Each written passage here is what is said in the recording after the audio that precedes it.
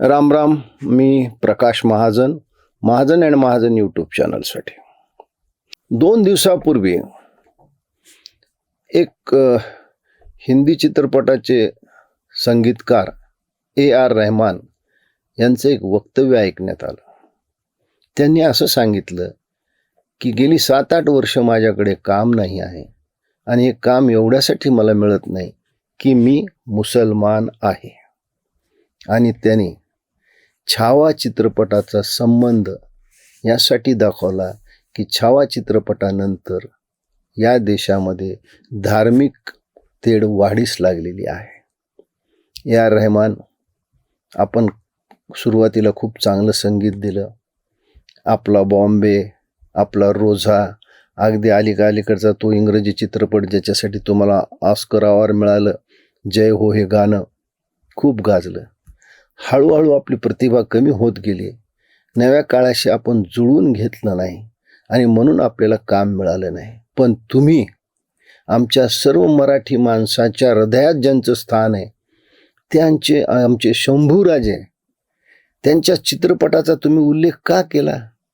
आणि तुम्ही काय सांगितलं की या चित्रपटामुळे जातीय तेढ, धार्मिक तेढ वाढीस लागली. अहो, हा चित्रपट देशभर लोकांनी पाहिला. ज्यांची भाषा मराठी नाही, ज्यांची भाषा हिंदी नाही, अशा कन्नड, तमिळमध्ये सुद्धा हा पिक्चर भरभरून चालला. जगापुढं आमच्या शंभूराजांचं बलिदान आलं आणि तुम्ही असं म्हणतात की या चित्रपटामुळे धार्मिक तेढ वाढीस लागली. तुम्हाला काम मिळालं नाही म्हणून तुम्ही असं बोलताय. अहो, आम्हाला तर आठवतं बैजू बावरासारख्या चित्रपटाला, जो चित्रपट हिंदू संस्कृतीवर आधारित होता, त्याचं संगीत नौशादनं दिलं. कधी नौशाद साहेबांनी असं म्हटलं नाही की शेवटी मला काम मिळालं नाही, मी मुसलमान आहे म्हणून. मुळात तुम्ही मुसलमान लोकच फार बैमान आहात. याचं उदाहरण द्यायचं झालं तर पहा, आपल्या या देशाचे 10 वर्ष राहिलेले उपराष्ट्रपती अन्सारी ही व्यक्ती बरेच वर्ष कित्येक देशात भारताचे राजदूत म्हणून राहिलेली आहे. हा खुनी माणूस आहे. ज्या ज्या देशात तो राजदूत म्हणून राहिला तिथल्या देशाच्या गुप्तचर यंत्रणेला त्यांच्या देशामध्ये भारताचे रॉचे एजंट कोण आहेत यांचे पत्ते देऊन त्यांनी मारलं. हा खुनी माणूस आहे. याला काँग्रेसने 10 वर्ष उपराष्ट्रपती म्हणून ठेवलं.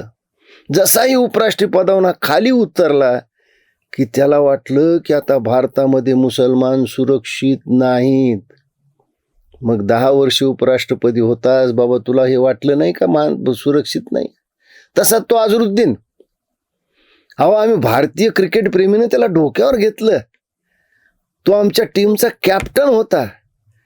पण मॅच फिक्सिंगमध्ये तो अडकला. ते सिद्ध झालं की त्याने हाकाटी पिटवायला सुरुवात केली की मी मुसलमान आहे म्हणून मला कॅप्टनशिपून काढलं, म्हणून माझ्यावर क्रिकेट खेळण्याची बंदी घातली.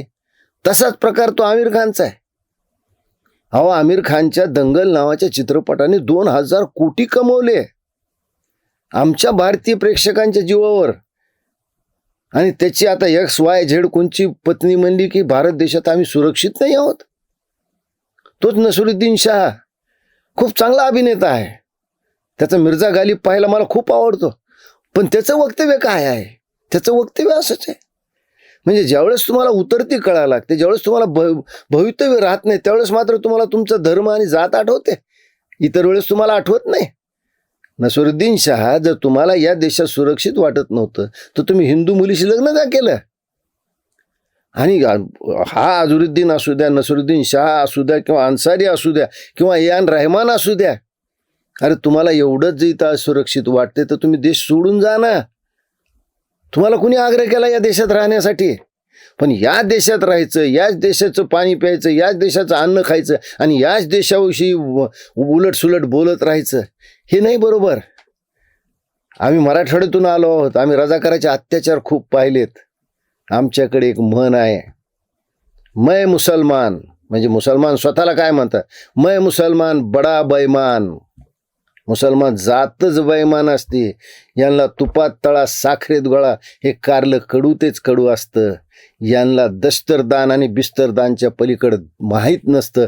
यांना देशाची घटना मान्य नाही, यांना मातृभूमी मान्य नाही, यांना जनगणमन मान्य नाही. अशा लोकांनी देश सोडलेलाच बरा आहे. आणि अशा लोकांनी जर देश सोडला नाही तर यांच्यावर बहिष्कार घालणं हेच त्याच्यावरचं एक हत्यार आहे असं मला वाटतं.